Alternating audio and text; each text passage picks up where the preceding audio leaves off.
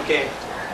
Well, yesterday I mentioned that a story of Master Kripal Singh, how he told us that at Sanpani Ashram, if we made the pond bigger and deeper, we might find some springs there.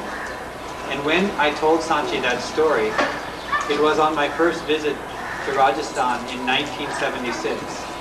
And I was traveling in a jeep with two other people from Sanpani Ashram. And Papu was there, and many other people were in the jeep. There were 10 of us in the jeep. And Sanchi was sitting in the front seat, and I was sitting right behind him. And as the jeep was driving away from 16 PS, where Sanchi now has his home, after we had driven for a while in the road, Sanchi said something to the driver.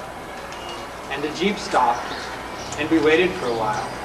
And then I looked out the back of the jeep, and I saw two small children running toward the jeep. And they got to the jeep, and they climbed in, making 12 people in the jeep. And then we drove on for a ways and gave them a ride. And I thought to myself, well, what did Sanchi say? So I asked Papu, what did Sanchi say? And Papu said, well, he told the driver to stop because there were two children running behind us and they needed a ride.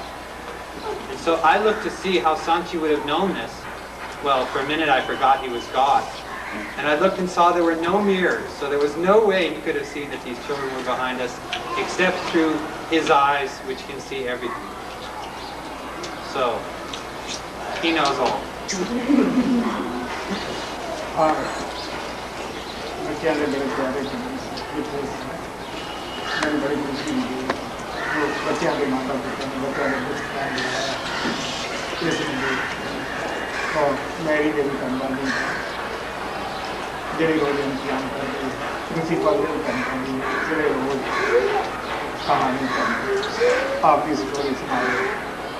Children's bhajans were very sweet, very loving. I always enjoy hearing them. And I am very impressed by the parents' efforts to keep their children in the discipline. I am very grateful to Ken to tell the children a story every day. And I also am very thankful to Mary for helping the children and do the children's house.